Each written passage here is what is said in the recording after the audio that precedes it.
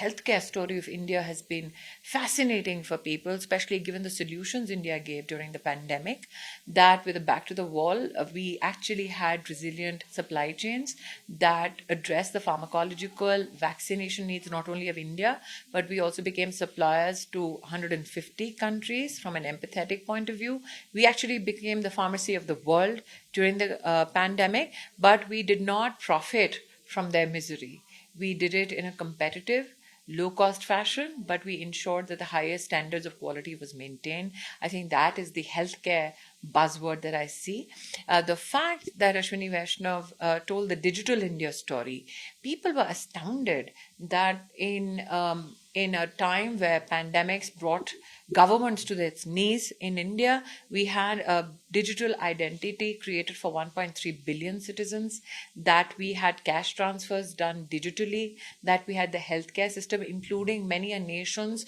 were writing vaccination slips by hand, and India had the CoWIN platform, that we are using space technology for building public infrastructure, that we have a space mission that is opened up and helping over 100 startups. And I have the distinct privilege of reflecting on the inclusive growth story of India,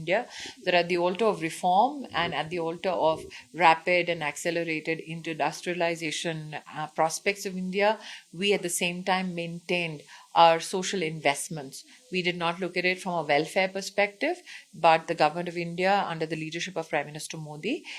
changed the narrative and brought about a shift in the approach towards social spend, use that social spend to fuel the economy, fuel consumption, use that social spend to ensure that baseline infrastructure for a larger public good was done. And I think what has also created a lot of excitement is India hosting the G20.